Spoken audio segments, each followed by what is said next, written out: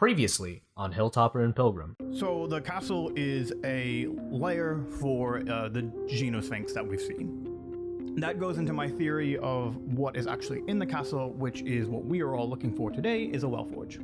The legend says that the Forge of the Remnant, it has the power to control the living and the dead. Something less precious than this Vorpal sword, and as he turns to it, it's gone. Because Bug stole it, and now she's running to the castle. Here's the thing. I'm the one that kills the Sphinx. I have to do it. Hello, everyone. How good it is to see all of you. And you see this Sphinx with a large smile across its face. That was very fun. That was a good game. I love games and I love riddles. We're playing games? We're playing games now. And the drawbridge closes. Oh. So you guys are now stuck in there. Now for you, little Miss Magic Lady. It's no fun to cheat in games. Here's another challenge for you. Then she spins around and disappears. From where the table was, 4 skeletal minotaurs come out and roar.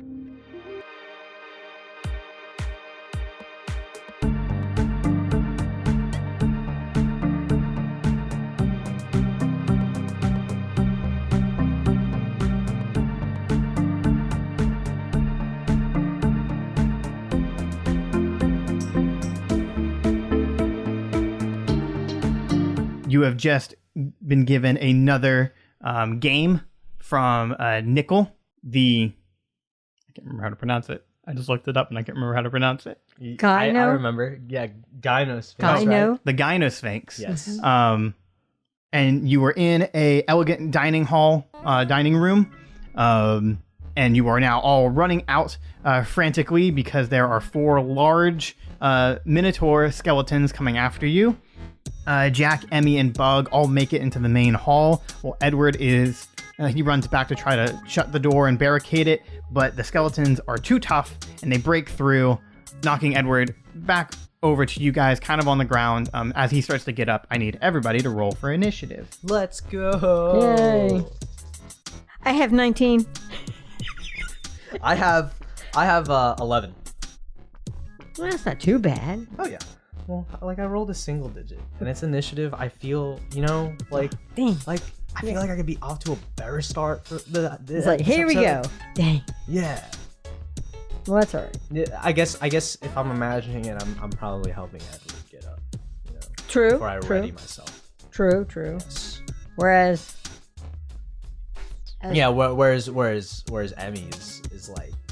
Okay, here we go. Ready. Ouch. Yeah. I guess it depends on the rest of the initiative rolls. I haven't had donuts in a while. I'm so sorry. I'm so sorry. Donut. I can see it. It is Jak. Well, yeah, but He's hungry. I have it in real life. I don't know. Oh, I haven't had a donut. For future reference, if you ever want to find my Twitter profile, I changed my @ to Jak Pilgrim. So Sure. Awesome. I thought that was cool. Awesome. Vicky may be Emmi on Twitter. I actually don't know. She actually might be Emmi Hilltopper on Twitter. we'll have to see. We'll see. We'll see. Okay, but yeah, so Jak, you definitely are helping Edward get off the ground because the initiative order goes. Emmi, you're going to go first, then the Minotaurs, then it's Jak, Edward, and Bug. Emmi, you are close to all of your friends. Uh-huh. But they're coming at us. They're coming at you. They have all stepped out of the dining hall, and so they are all right there in a group. And they are making their way to come get you. Oh dear. What would you like to do? Well, since there's a bunch of them, I was thinking about something along the lines of maybe a spiritual weapon or a guiding bolt. I mean, like, this is your action, but I'm just thinking, like, that would be cool action, sweeping with a spiritual weapon. Yeah. In the past, whenever she's brought it up, it's like a sword, right? Yeah, it's established that it's a sword. Okay, yeah. I was just making sure. If you wanted to hit them in a group, I don't think you have any abilities or any attacks that hit anything in an area of effect, like a big group. So yeah, it probably would be easier to hit something individually. Like spiritual weapon will only hit one of the creatures. Okay. So, all right. Well, you know what? Then again, let's just do the spiritual weapon Okay. because it does say 60 feet. Yeah, so you're going to roll the d20 and then add +6 Okay. because this is a spell attack. Alrighty. 10 plus 6, 16. Yeah, that's 16. Okay. Yeah, that's going to hit. Oh, okay. And so then you need to roll 1d8. So 5 and 3 is 8. All right. All right. Okay, so yeah, Emmy, you as you see your friends kind of grouping together, you summon a magical sword from the maker, and it comes down and just jams right into one of the Minotaur skeletons. As soon as you do that, I know, yes, clearly it's the one that's closest to me. So, yeah, it just comes down and pierces right into it and sticks back out, and now it is floating right next to it, so it's still going to be there for another minute, which is a pretty long time. Okay, so you need to make a mark off one of your spell slots. It's a 2nd level spell. Just as clarification as well, the casting time is a bonus action. So this is technically a bonus action, but to use the weapon to attack is an action. So just letting you know. And yeah, it's looking pretty bad. Now there's a big old sword floating by the first, like the head skeleton creature. If you'd like to move, you can. I'd like to move back. Yeah. So how far do you want to move back? Oh, close to my friends. Oh, so you're already close to your friends. Oh, well, then I just stepped. Yeah, I just stand back for, took a step back, Okay. like, oh, wow, that was cool. Just absorbing the moment. Like, yeah, okay, don't get cocky. Okay, don't get cocky. The skeleton's turn is next, and they're all upset and flustered. And what they do is they charge everybody, but each skeleton goes for a different person. You mean the remaining ones? Well, the one you hit is still alive. It's looking bad. I can't tell you exactly, but I can tell you it's looking Like it's still moving. half as good as it did before. Okay. Oh, that's a good idea. That's a pretty good picture. However, I mean, I just thought that with the sword standing there, I didn't know if the sword was holding it at bay. No, it's not. Oh, okay. is it just like Okay. hovering around it? Yeah. Okay. Oh, yeah. okay. All right. Well, So and so there you go. The others are charging. That one may be limping. but that one's still trying to go for one of us too. Yeah. Yeah. It's cool though. Okay, I need the two of you to make a strength saving throw. Gotcha. 17. 9. Oh, Jack. That was You did not have my base roll. You didn't have your Wheaties last this time. morning. Yeah. No, it was definitely because of that centaur coffee from earlier. Yeah. You're still kind of going. Oh wait. Headache. Ow. I don't even think he's groggy at the moment. I think he's just Maybe he has a headache. Well, it's not even a headache. Like when you think about it, if that's the first thing you have in the morning, like that doesn't make for a good day. No. You made a bad choice. Ugh. You know? Maybe you need. I don't know. You probably needed donuts. Probably needed to. Yeah. Cherry donuts. So the Minotaur that Emmy attacked runs straight to her, and as soon as he is trying to knock you down, you grab it by the horns and you are pushing back. And Emmy, you're very excited that you're doing a good job, and you look at the three of your friends as they get mowed down by Minotaurs. Oh. All of them. Oh wow! I am so sorry. Good. I'm looking around, going, guys, what's the matter? Good. What? Are you okay? And Tristan, you take 9 damage. Oh wow! Cool. I was just about to ask. No, actually, I don't think I can do this. I have the uncanny dodge thing. I didn't know. I think yeah, that's it's on my turn. Right? It's a reaction, I believe. Oh, okay. So Right? so can he dodge? Yeah. It says I can use my reaction to have the attack's damage. Yeah. Yeah. Okay. You said 9. Where is it? 4 or 5 that I take then if I use uncanny dodge? It's all right. I always get confused with this, but I believe you always round down in D&D. Oh, okay. So I take 4 damage. Yeah. All the better for me. I think that's the flat rule. Okay. Yeah. So So the other three just slam into your friends, and everybody gets knocked back, and they are knocked prone. So Tristan, in your case, if you want to stand back up, you're gonna have to use all your movement to do it. Okay. And you guys are pushed 10 feet back. So Okay. you are 10 feet away from the guys that just attacked you. Are we still engaged? Like each of the three of us, like we're still engaged with the Minotaur that attacked us? No, you were actually all knocked backwards. Okay, so there's actually like an amount of space. A Yes. space? Okay. Well, that kind of sucks because I really wanted to try to do some bludgeon damage with my gauntlet. But that's fine, I guess. And it is your turn, Yeah. Jak. How far away am I from like the closest Minotaur? 10 feet. The one that attacked you is 10 feet. It's 10 feet away from me. Yeah, but can't you like recharge him? Charge at him? Oh, that's what he was saying. I can't use this any more movement, right? Yeah, you are right now right. flat on your back. So Right, if you right, want to right. stand up, you have to use all your movement. Okay. You can still fight while you're on the ground, Right. but you're gonna have penalties to that.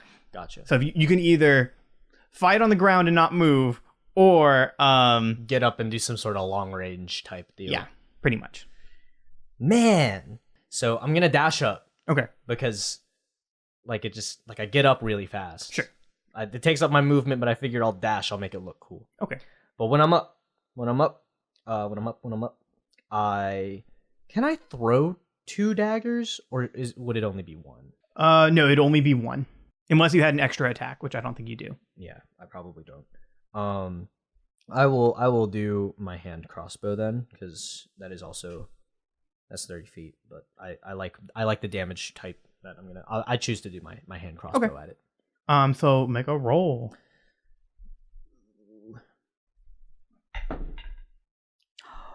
I got a 20. Okay, that's awesome. So we've never gotten a 20 on a attack roll. So what happens is you are gonna do a critical hit. So whatever your damage is with your hand crossbow, you roll it twice. Oh, cool. Is it? I choose the higher one. I couldn't. No, remember. you just add both. Oh, whoa. Awesome. So what? It's a D6. Yeah, 1d6 plus my dex. Okay, roll so. this other D6, Gotcha. Okay. and then you add your the second part to that. My dexterity. Yeah. Gotcha. Wow. Okay.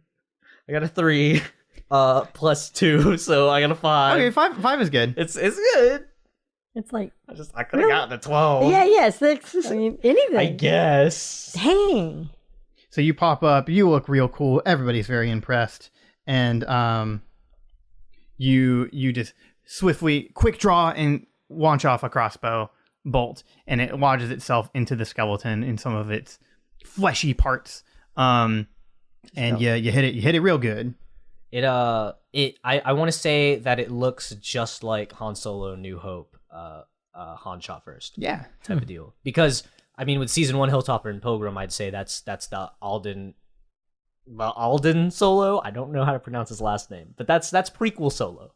We're in Harrison Ford Solo territory with Jak Pilgrim. So yeah, just imagine that. Yeah. That's how fast the quick draw is. That's how handsome he looks. Yes. That's how cool he looks. So keep that in mind. Very impressive. Everybody. Yeah. And it's too bad it was wasted on skeletons. Yeah. Normal humans would have been like, ooh. Ooh, like it really got it stuck in, but Ooh. like, I mean, he said fleshy part. It's a skeleton. I don't know. Loosely speaking. Well, hold on. When you imagine these Minotaur skeletons, Scott, are they strictly bone, or is there some cartilage? Is there some There'll be both. visceral? There's both. So there's some visceral. I won't say that explicitly, but yeah. Okay. Okay, so it is Edward's turn, and he pops up, and he goes, "Okay, I'm sick of this," and he whips out his shield, which has his holy symbol on it, and he, as his action, does turn undead, and so he says a quick prayer, and then the Minotaurs, his shield glows very brightly, and it's quite impressive, but the Minotaurs all roar back. They roar back without fear, and every single one of them, except the one that Emmi was directly engaging with, they look towards Edward, seeing that he is now sort of this beacon, this beacon of light that has gotten their attention. And Edward pulls out his spear, and he kind of gets ready to fight. So he was trying to ward them off, but it did not work. Okay. So he just pissed him off. Yeah, pretty much. Great. Cool. Bug is up next. Oh boy. And so she stands up once again, and she notches an arrow, and she's going to shoot the one that Jak shot.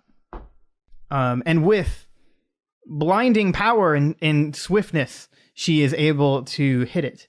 And she does. She is pretty awesome with that bow. Yes. All right. Okay. She also does 5 damage to it. Awesome. So she knocks it into it, and she splits the arrow that Jak had made. Wow. So it. Again, we're all just like, pretty much on point here. Like, Emmy, you're up. okay. Your spiritual weapon is still up. Oh, right. So can't that thing just be re-engaged? Is my minute up? Let me. Isn't it in my notes somewhere I have where it's something like 10 turns or something like that? And I don't think we've taken 10. It was like a lot of full There's turns, like 4 of actually. us, 4 of them. That's 8. Yeah. So it may still be up. So if it's up, can't it just like? you were right. 1 minute is 10 rounds. Yeah, I remembered Dang. something. Dang. I knew it was like a lot of Okay. of turns. All right, I'm glowing. I'm just basking in my remembrance. Yay. Okay. Because really, seriously, people, this doesn't ever happen. Okay. So anyway, she just Emmy just says like, hey, do whatever it is that Oh, you want the spiritual weapon to spiritual- attack just again? to reattack it. It's right there. So just like go like, oh, like in Guardians with that guy and its little arrow. Oh, Yondu. Yeah. Okay. Cool. Like it's like Do get you it. change it from a sword to an arrow if you want to be like Yondu now? I kind of do. Okay. I actually thought that was creepy yet cool all at the same time. Whenever he would do that, I would be like, ooh, good job. Oh yeah. No. Okay, and so this will be a bonus action. So you can do something after this too, because you're still engaging with the one that hit you. So yeah, you Yondu this arrow. Yes. And you need to roll. That's 15, right? Yeah, 15. Yeah, that'll hit. Okay. Then roll damage. 7. Okay. And so, as you whistle for your now spiritual weapon to come back, it goes and flies directly to you, going through the skeleton's skull and launching back up into the air, and now still, again, floating right next to you. And you see the skeleton's glowing eyes fade as it dies and falls on the ground. Awesome. Ooh, 1 out of commission. Okay. Yeah. So you still have an action left, and you still can move. Well, if this thing is still active, can I not just direct it to another? That's a bonus action. So you've already used My your bonus action? Yondu arrow. Well, I didn't hurt to ask. But you yourself can do something physically. Okay. Is there another one near me that I can just sort of, since I'm short and it's Oh, something like whip it. like whip it or take my whip out and Yeah, the one that's closest to me, whoever. the one that Jak and Bug have been fighting. Okay, so I just pull out, I guess, my whip very quickly and just try to get its legs. Okay. Try to sweep the legs. Sweep the legs. Do I need to? Yes, you do. And then add the stuff to your whip. Okay. What if? It was only a 2. Because if it's a 1, you can re-roll it. Dang you're it! But no, it was a 2. Plus 2. Yeah, Oh. so that's a 4. Yeah. So that wasn't very bueno. So you snap at its legs. It probably just pissed it off. Anything. You do get its attention, so then it kind of turns back to you, and it's taking its eyes off of your dad, which is good. Mm-hmm. And so then it looks back at you and looks at the one you just killed. Okay. So then it makes this low guttural noise, like and then it is their turn, unless you wanted to move anymore. You can still move. Well, maybe I just take a step back. Okay. Maybe I just sort of go like, oh dear. Or would you like move? I mean, I don't mean to suggest anything. Would you move in between your dad and? I mean, 'cause you can move. That's true. Yeah. It's Oh, did you want to get in front of your dad? I could, because after all, I am little, but I'm pretty strong. Okay, yeah. So when you see this thing kind of start lumbering towards you, you use your halfling nimbleness because you can move through. Oh, whoa, people. right. So you run right between its legs, and you get right in front of your dad. Okay. As the other two start walking towards him. Okay. And they are going to swing at you instead of his dad. Sure. Instead of your dad. Yeah, but I'm short. They'll miss. What's your armor is 16, right? Yes. Okay. Okay. So one of them whips out a small axe that it's been carrying, and it goes directly towards you. But using your special shield, you bring it back up and you block that one With my gauntlet shield. Your gauntlet shield. Yeah. So you block that attack, but then swiftly from the right, the skeleton swings its arm and slams right into you. Oh. Doing. That's going to leave a mark. He probably got me in my side or something, right? It gets you right like underneath your rib cage, right in the gut, and hits you very, very hard. Excuse me, do I not have an armor? You do. And it's... You blocked the one that was going to slice you to bits, but you missed the one that is punching you. And it would hit you so hard, you could feel it through your armor. Because you take 15 points damage. Dang. Ow. I knew that was going to leave a mark. Yeesh. Sheesh. And so then the other one that you move through, he's just kind of stumbling around, not knowing where to go. That's the same one that Bug and I damaged, right? Yes. Okay. And so then, Jak, it is your turn. Oh, cool. With the scene right now, there's the one that we've damaged pretty well, and that one's stumbling. There should be like two other Minotaurs that are like kind of on Edward and Emmi. Yeah, they are attacking directly the Hilltoppers. Okay, yeah. And then you and Bug are a good distance away from that little group, that little cluster. And then there's the one that's just kind of shuffling about near the one that just died. Oh, which one of those am I closer to? Which one of those little clusters? You're about even between the main cluster and the one off to the side. Okay. And who was the one off to the side attacking? He was going to attack you, but since you ran away so quickly, he can't find you. Yeah. Well, there we have it. Yes. I just didn't know. I think I'm gonna leave him be. I'm definitely gonna help you guys out. So I guess I would I would dash. You know, a little cunning action there. I'd dash towards him, and I would definitely this time I'd holster my hand crossbow and I would make my gauntlet bigger and just kind of make one of my gauntlets bigger. That would be the one that I use to just kind of bash straight into the nearest Minotaur that's attacking. Okay. Yeah, I will definitely allow that. Cool. So yeah, you make a gauntlet attack roll. Okay. So I got a 13. Okay. That'll hit. Cool. Yeah. So it's just a flat 2 because I don't have any. I don't have a strength. Oh. Very good strength modifier. Sorry, what does attack bonus do again? So attack bonus is basically how good you're gonna hit something. Okay. So that is your proficiency plus the modifier, one of the 6 core stats. So like if you're shooting something with a bow and arrow, you use dexterity. If you're hitting something with a sword, it's strength. Oh, I see. So on the sheet attack bonus, that's just a little shortcut I don't have to look at because I write in the actual stat. Yes. For the okay, I see. Oh wait. Oh, so if that's the case, then it's actually my full damage should be a 3 then. Okay. Yeah. It is actually going to be a 6. Because the skeleton is immune to bludgeoning damage. So as soon as you punch it real good, you hear a loud crack between a lot of its bones, and it lets out a loud roar. It goes, Rrr! And this is the one that attacked Emmi. Good. Sorry, did you mean immune or vulnerable? Vulnerable. That's what I meant to say. Okay, I was like, you're like immune, and then it cracks. I was like, oh. But it cracks and does no damage. Yeah. No, but it's vulnerable. It is vulnerable. Yes, it is vulnerable to bludgeoning damage. Awesome. And so, when Edward sees that, he whips around and moves right next to Emmi, and he holsters his sphere, and he grabs his shield, and he just slams the whole thing into the one that you just attacked. And as he does that, this one, who seems outrageously tough compared to all the other ones, he hits Edward back and knocks his shield out of his hands, and Edward is disarmed. And then seeing that happen, Edward takes a good couple steps back. He's not rolling very well today. Bug is up next, and she charges, wielding the mighty Vorpal sword. Oh, whipping that thing out. Oh boy. Let's just hope that your training helped. We make room.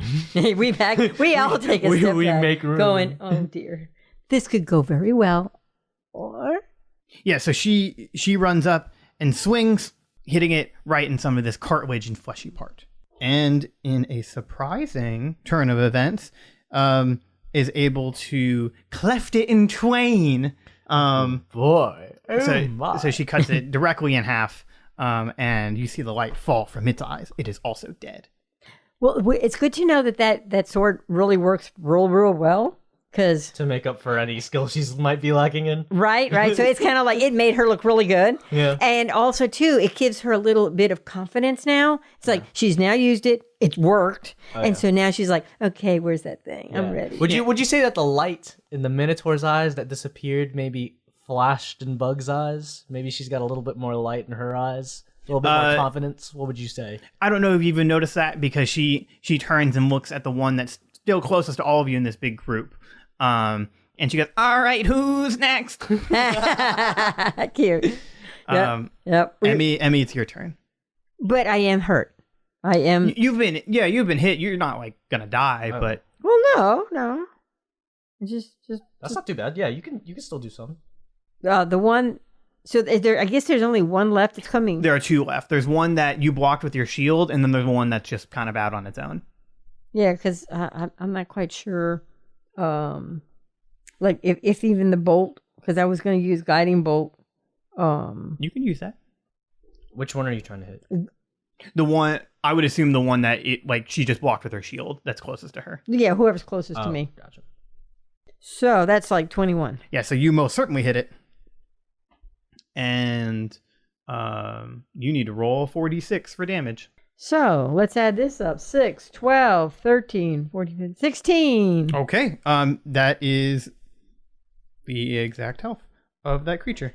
So yeah, you whip out your holy symbol and you, I don't know, shove it in it. What do you do? How do you kill it?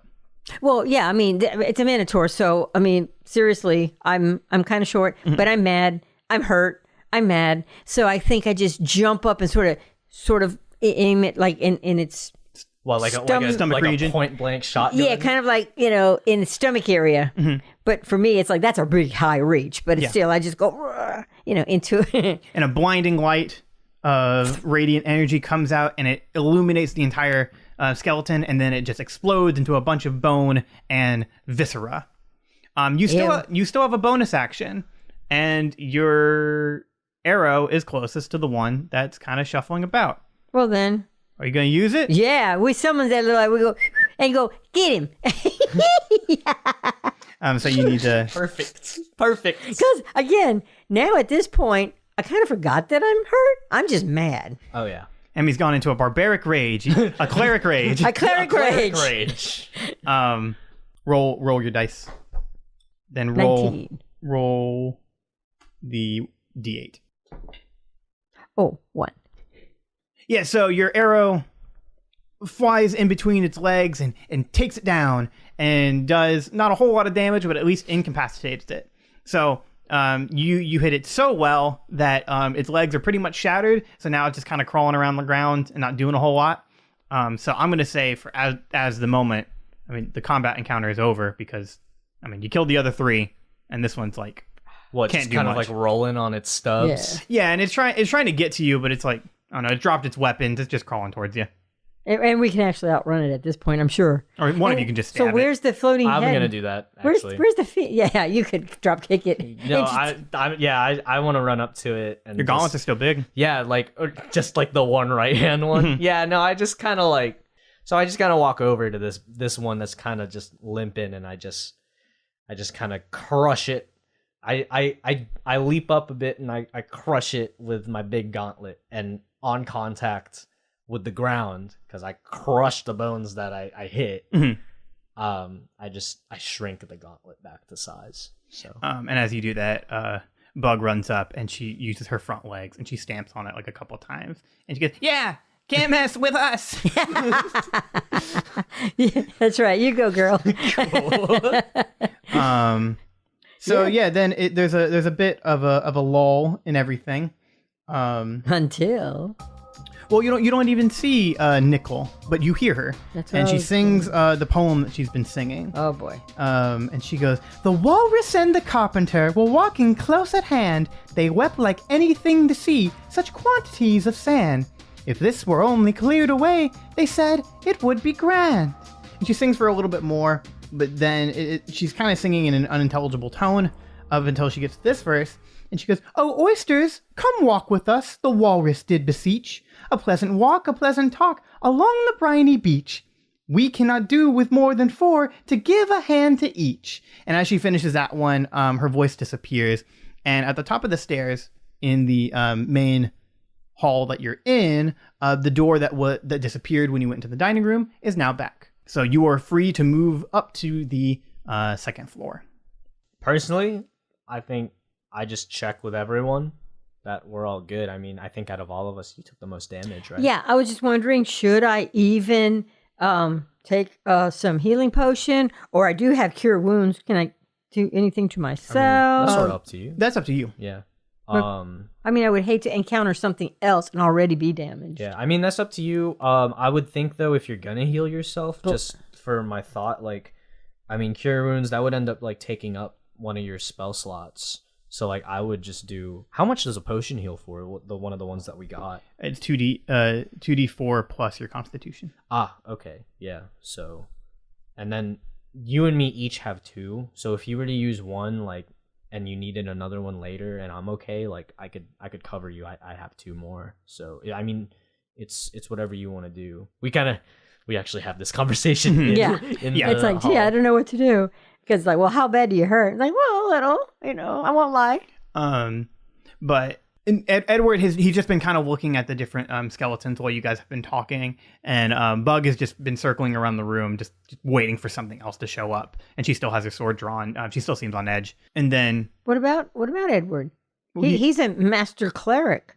Yeah, he turns and looks at you and he goes, "Well, I mean, darling, if you needed me to heal you, I'm more than happy to do that, but I think a healing potion is fine."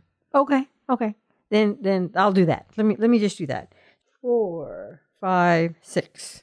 Okay, so then you regain 6 health points. Okay. So I'm now at 32. Okay. The others in the party are damaged as well, but we'll worry about that later. Yeah, you and I are at about equal health now too. Oh, okay. So Edward's been looking at these skeletons and he goes, "Well, I find this quite fascinating that not only were these skeletons conjured up by Nickle, as we're calling her." My bad. I had a coin. She wanted me to name her on the spot. I couldn't. I'm not very creative in a moment like that. No, that's fine. I mean, what would you have named her? I have no idea. Yeah, it's weird. It's a weird question. We're in a very weird situation. It is. I've never seen a sphinx like this before. And with the strength of some of these minotaurs, some of them were stronger than the others, which I find quite fascinating. I think it would probably be good if and he kind of sees that Bug is off on her own, and he kind of takes the 2 of you aside, and he goes, "I think it might be quite advantageous for maybe one of you to advise your spiritual guides to learn more about this place." Okay. Maybe contact the Paladin and Archimedes. Yeah.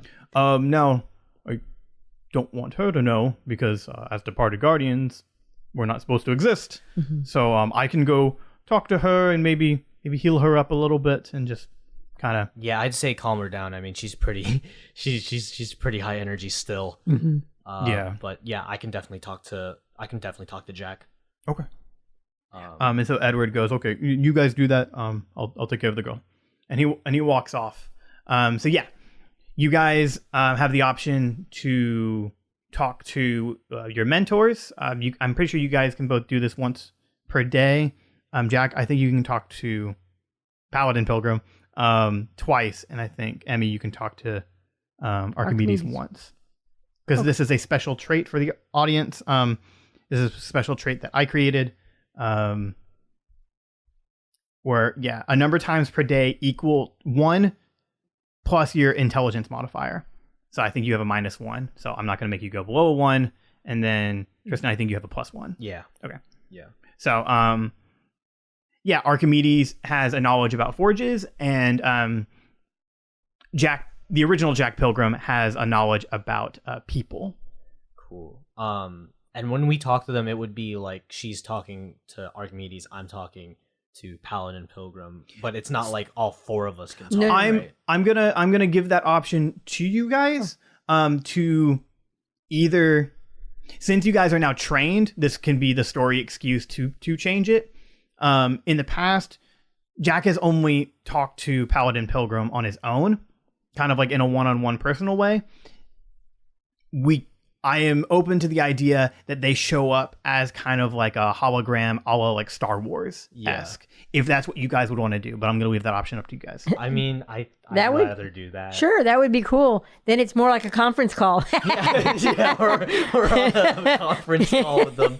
I mean, I guess like for visuals' sake, like if this has to do with our gauntlets, like would we have to? I mean, I think we're thinking about this on the spot. Like, would we have to like sort of waffle handhold each other and just say like, I think maybe if we summon them both at the same time, They come up at the same time. they'd come up at the same time. okay, all yeah, that four of could us work. would be talking. And it would be really cool because as they come up, wouldn't it be funny if they kind of looked at each other, looked at us, looked at each other? Yeah. Like, Plus, yeah, that's sure. just funny. anyway. Okay, yeah, so, plus it's fun. Yeah. We'll do that. So they come up like a conference call hologram. We're holding hands. Would they be holding hands too? No. I don't know. But so they are visible to you guys. That means they actually would be visible to Wooly. So I will deal with that behind the scenes. If it comes up, it comes up. Well, before that, I was going to ask you, do we go off or do we stay in the same room? Oh, we're still in the same room. You guys are still in the same room, and there's really only one other door that's open. That's the dining hall. Yeah. We wouldn't want to do that, I guess. If you guys wanted to go to another room, that might draw more attention Yeah. to what you're doing. Yeah. That's true. All right. Does that sound good? And they're not very big. This is all like at the end. I'm thinking. Oh, are you at talking the, like they're- how they show up? Yeah. They would be at the end of our gauntlet, Okay. not like So if- full body. Okay, so if you turned out your gauntlet, it would look like what it does in Star Wars. Oh, okay. Or like Black Panther with the Kamoya beads. Oh, yeah. Yeah. Okoye. That's what I was thinking. First of all, I mean, yeah, they would show up and we could talk and everything, but I wouldn't think it'd be like a full body. Yeah, I mean, I think if we're just trying to talk to them too, because I feel like there's a difference between us like talking to them on the plane and like And then going into the spiritual realm. right. Yeah, Right. this time we're just it's literally just a FaceTime call. Yeah, FaceTime. So you're holding hands, and then other hand we're like as an audience note, they are actually mimicking and holding hands. we're basically like waffled hands And and our gauntlets. other hand like we have it palms up like It's very funny. And we've practiced this evidently a little, so now we've gotten good at it. yes we're So it's gone good. yeah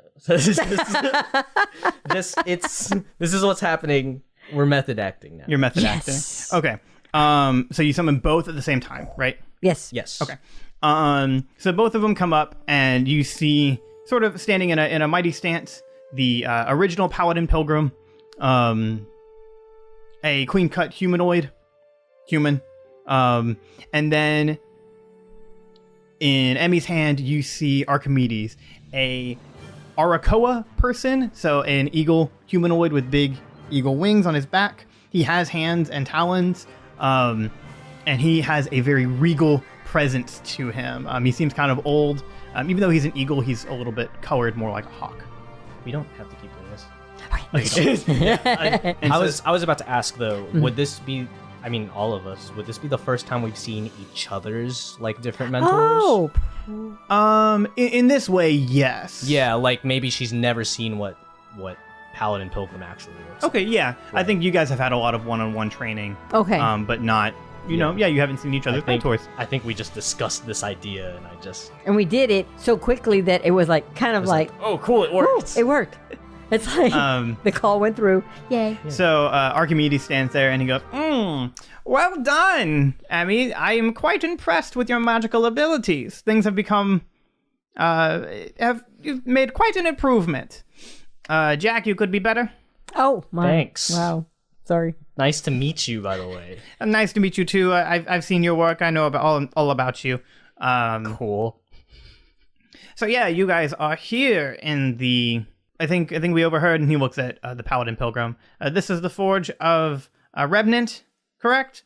And then Paladin Pilgrim goes, yes, that's what it sounds like. Good to meet you, Emmi. Oh, hi. Yeah, this is my best friend. Oh, nice to meet you. Jak. You've told me before that he has a Captain America like presence. That's his presence for sure. Okay. I couldn't remember though the first time we ever heard his voice if it was just your normal voice.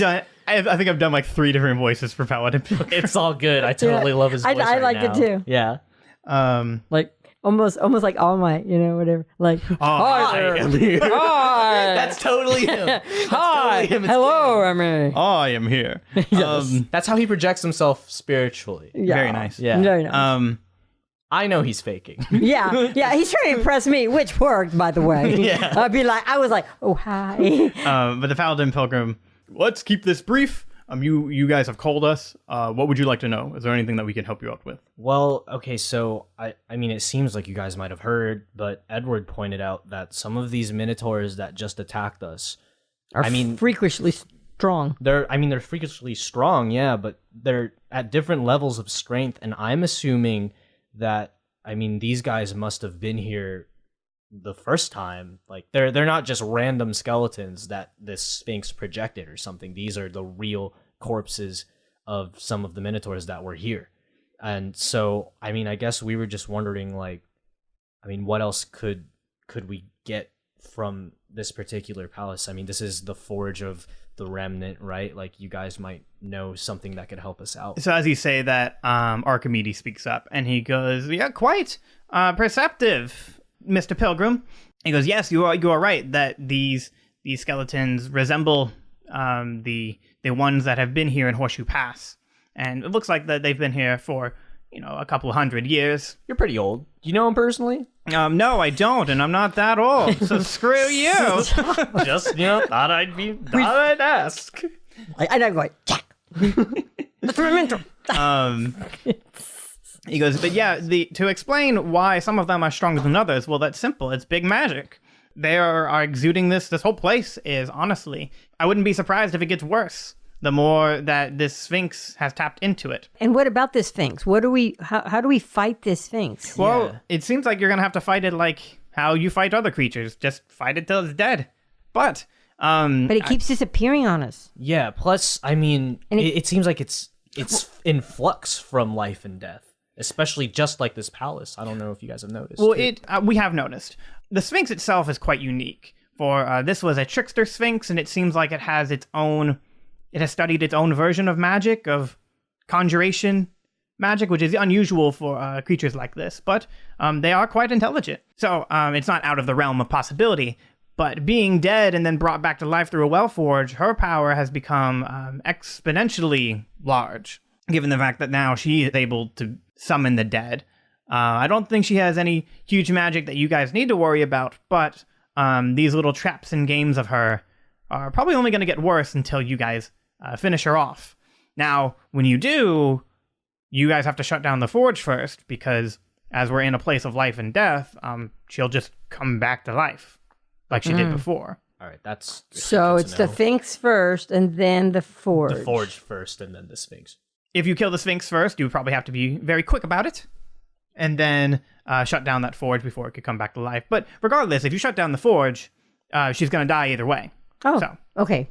Forge first. And then, I just had another thought, like, how, Jak, you might know this, but how did maybe the other, like the past Minotaurs take down this Sphinx exactly? Because this is, if it was a trickster Sphinx all its life, they probably had to go through little games like this too. Yes, I believe so. That's what happened to the people of Horseshoe Pass.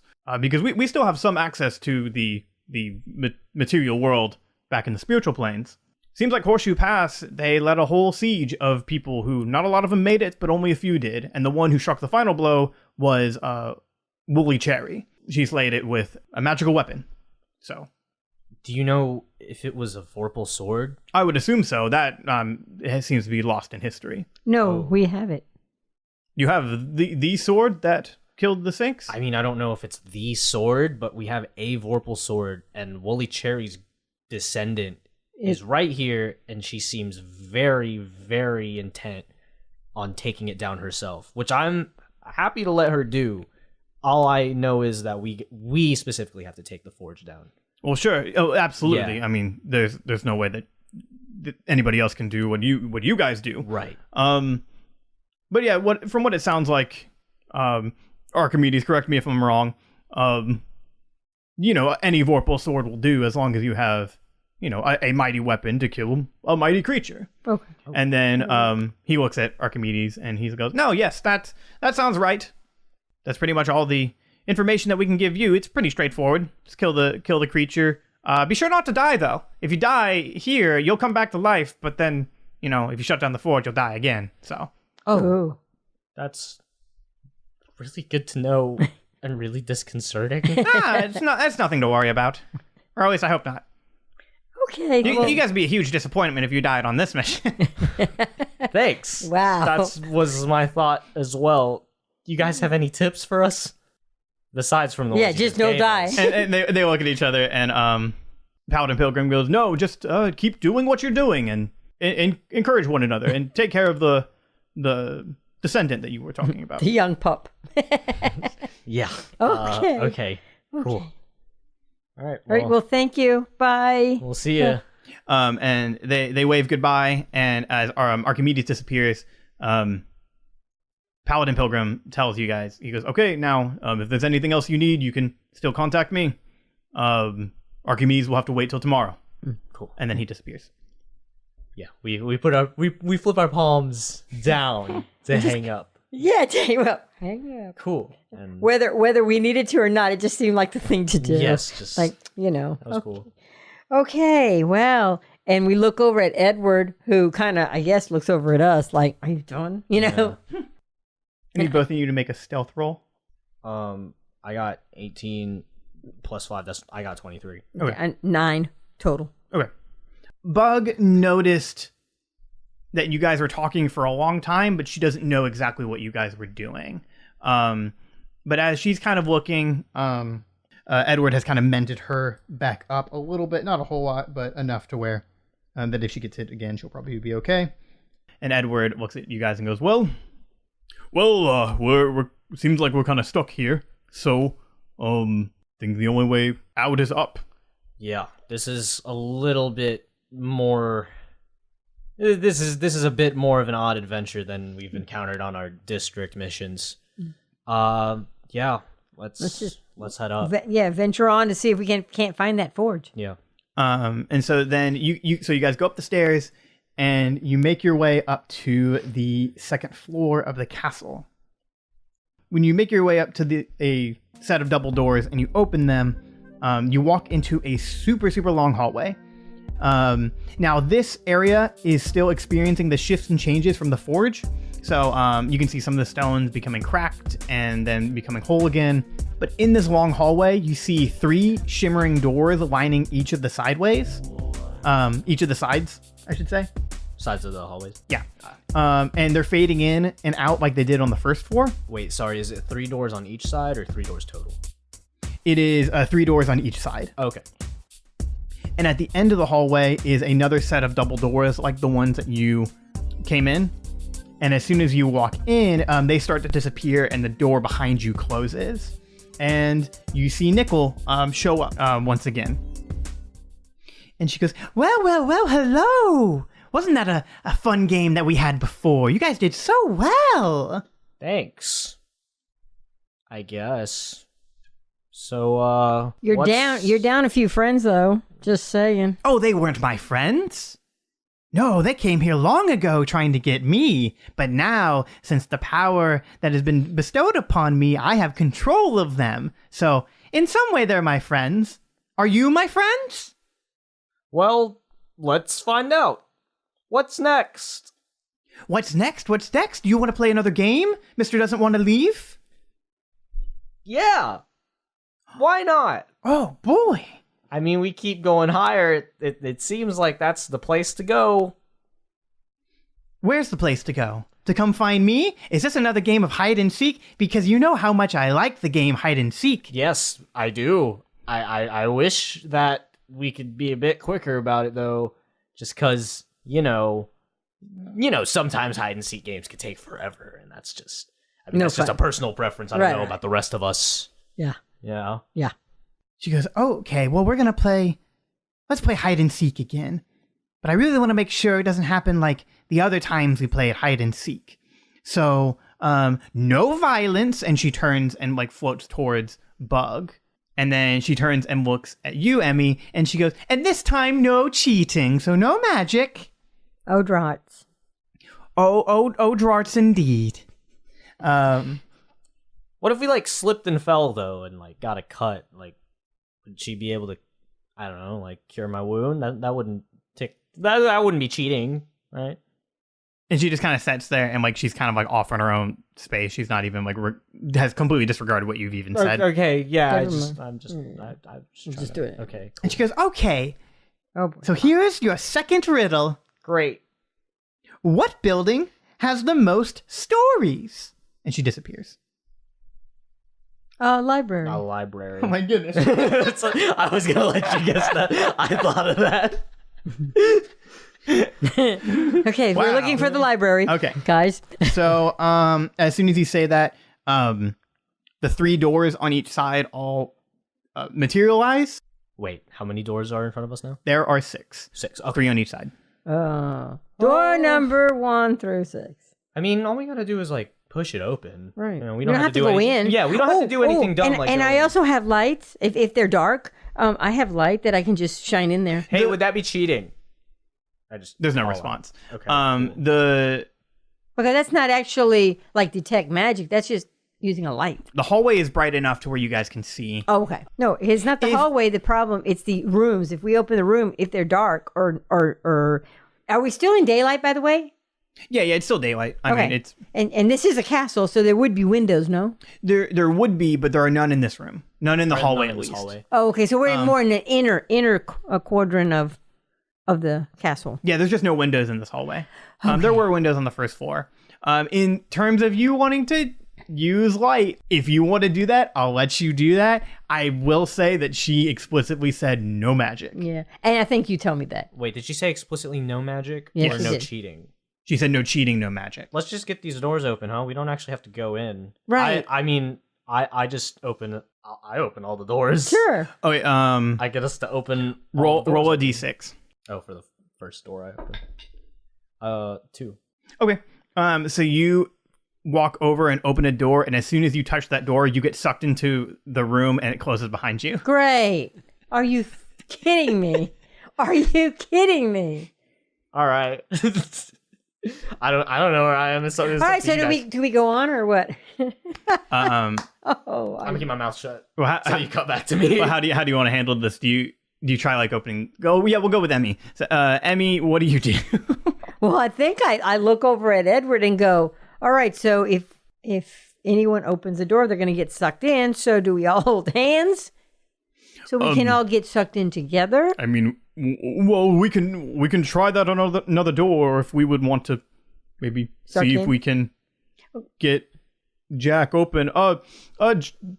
Jak, can you hear us? And he starts knocking on the door, and in the room that you're in, you can't hear them. Oh. Okay. Okay, so I mean, I knock back. I think the first thing that I did when I got sucked through is just immediately turn around and freak out, and I'm banging on the door actually. Okay. But I hear them, I respond back. Yeah. Oh. Yes. All right. So can you see anything? Is there a floor? Can you see anything? I turn around. Okay, so yeah, you are in a bedroom. You're in a very ornate bedroom. Everything looks pretty nice. There's not a whole lot in it other than a bed and like a dresser. Yeah, this ain't it, Chief. Okay, so you're safe. I mean, should we go on and open another door, or as far as I can tell, I try to. Can you open the door? Yeah, you try to open the door, but then you hear Nickle kind of come back. Well, you've guessed my riddle pretty quickly, so I think I have to make things more interesting, don't I? I guess if that's up to you. Is it up to me or is it up to you? No, it's up to you. You're the one that made these riddles. You're the one running the show. We know that he's in a bedroom and we're looking for a library. Yeah, Isn't that correct? That is correct. But you guys have taken a long time. You took a long time downstairs talking to some of your friends. Who were they? They're just, some old friends. What? Very old. Are we not allowed to talk to some friends? Old friends from an old order based off an old group of magic? Is that what you are? I think that's what 3 of you are, but not 1. Wouldn't that be right, little sheep? Little oyster? Yeah, I mean, we're district. We're with the district. Yeah. The new order that's come up, but it seems like you guys are with the old order. The door opens up again, and she goes, well, I've messed with you long enough, but just remember that you take too much time and something might catch up with you. And you hear the noise of something kind of going throughout, like a little low rumble of a creature. So you'll have into the hall. You'll have to find this library pretty quickly. Let's open another door. Yeah, that's all we can do.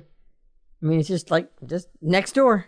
I'm down with opening the doors. I mean, if she's nice enough to just let me back through, I'll just open another door. Are we cool with that, guys? Sure. Okay. So then, do we roll again? Would you like to roll again, or you just want to open the next door? I'll just open the next door. Okay. You open the next door, and this time all of you actually get sucked in. The door slams right behind you guys, and this time you're in a study. And so there is a room that is full. It has a writing desk and a bunch of notes and papers and different trinkets and artifacts kind of littered throughout the room. There's some cabinets along the walls, and there's just kind of a lot to the area. Lots of pieces and papers. Okay, so it looks to me like yes, it might be a study, but sometimes a study can double for a library, depending on. Is this? I mean, Edward, what do you? Actually, you know what? I look at Edward, and I think, hey, can I roll perception? Like, I'd like to read the room. Yeah, I got a 20. Okay, awesome. Cool. So you not only do you read the room, you read Edward, and he has sort of this look on his face as if he's kind of realized something. So you notice that, and then you've noticed as well around the room there's a lot of notes and history about the galley, actually. And if you're just doing a quick glance, you see a couple different books that are recounting different stories. And one of the notes has the symbol of the departed guardians on it as well. Can he grab it? Is he able to grab it? I mean, I want to grab it. I want to throw it into Jairus's bag of holding. Okay. Yeah. Yeah. So yeah, you run over and grab it. And when you do that, you turn and look back at Emmy. The door is still locked, and Bug looks at you and she goes, Why'd you grab that piece of paper? I mean, this one looks pretty cool. This is a lot of interesting intel on when we're on missions, we gather information. This is, this is our first time in this palace. Like, could you actually grab I point at some notes that look like they're coded or something. Okay. Someone like Bug couldn't possibly like decode without us. Yeah, well, I asked her to bring those to me. Yeah, she walks over and she kind of like it's on the set of like a cabinet, and she grabs some of the books and she's kind of looking through it, and she goes, "Yo, why would you want some of these books?" And she hands them to you, and these are the galley books actually specifically. I mean, it's basically federal agents, right? We like to gather as much information as possible. And with my bag of holding here, I can just throw anything in there. So, I mean, frankly, it's not even that I'm super interested in any of this. It's just, I mean, this is basic intel gathering. So literal basic intel gathering as I shovel in more pages into the bag. I'm not even looking at them at that point. Oh, really? Just talking and shoveling. Yeah, I just look at Edward and I'm just like, yeah, could you actually, like, I roll my hands a little bit. Could you actually get some of this stuff? He's kind of just stood there and he kind of looks like he knows something, but he's not saying it yet. Okay. And Bug looks at the two of you and says, I'm just a little confused.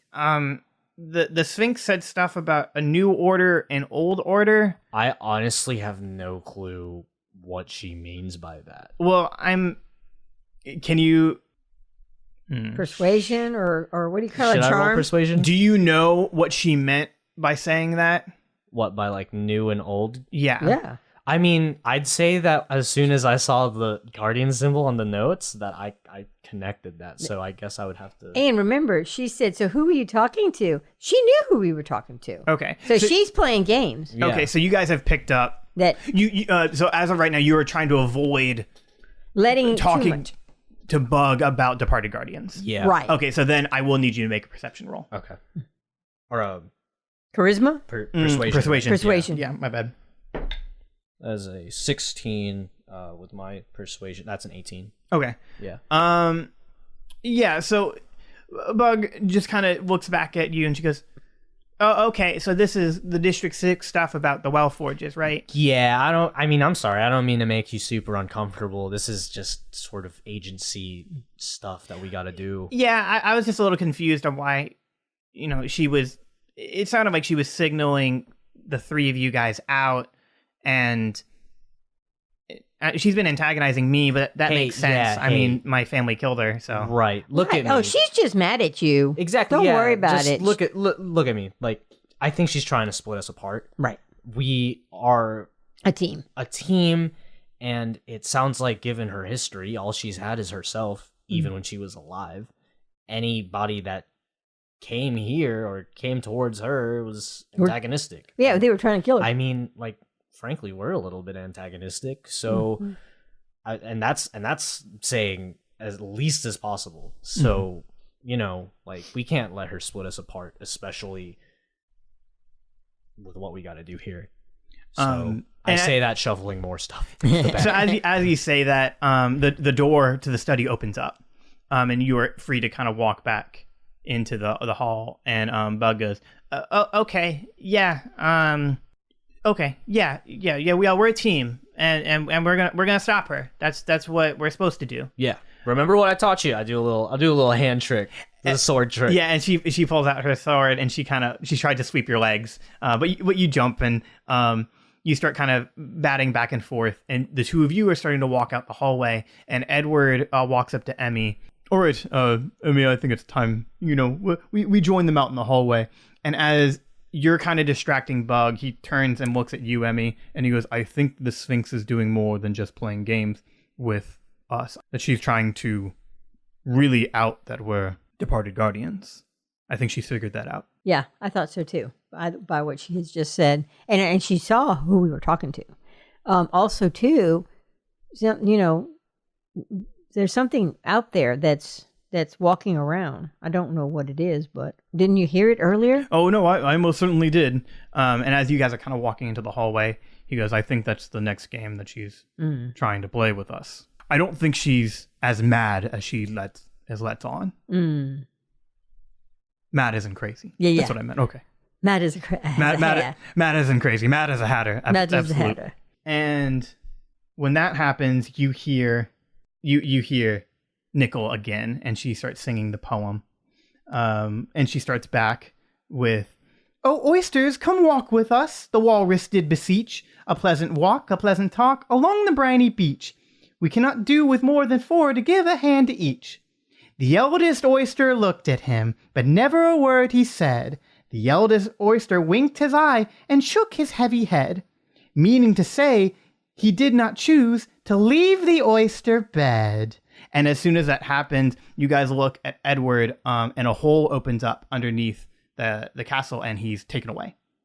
Oh, dear.